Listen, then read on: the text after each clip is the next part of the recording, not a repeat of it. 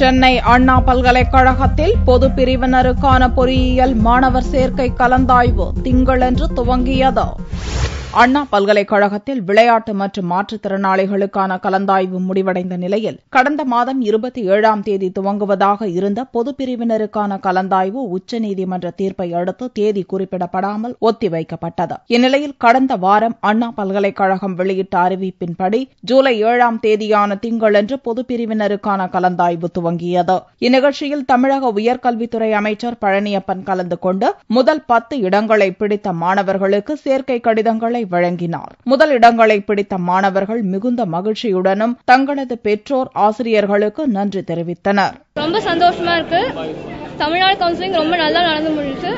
நான் அண்ணா யூனிவர்சிட்டியில் computer science எடுத்திருக்கேன். அண்ணா யூனிவர்சிட்டி ரேங்கிங்ல 6th பிளேஸ் வந்திருக்கேன். நான் அண்ணா யூனிவர்சிட்டியில் கம்ப்யூட்டர் சயின்ஸ் கிடைக்கணும்னு நினைச்சேன். நான் நினைச்ச மாதிரி அண்ணா யூனிவர்சிட்டி சிஜி கேம்பஸ்ல கம்ப்யூட்டர் சயின்ஸ் கிடைச்சது.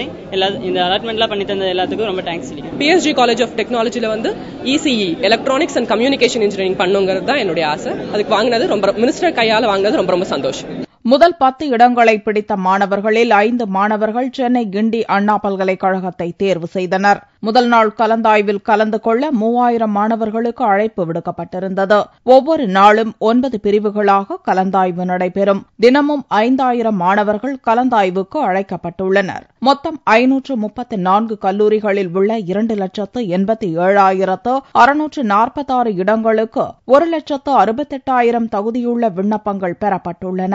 ஆகஸ்ட் 4ஆம் தேதி வரை கலந்தாய்வு தொடர்ந்து நடக்கும்.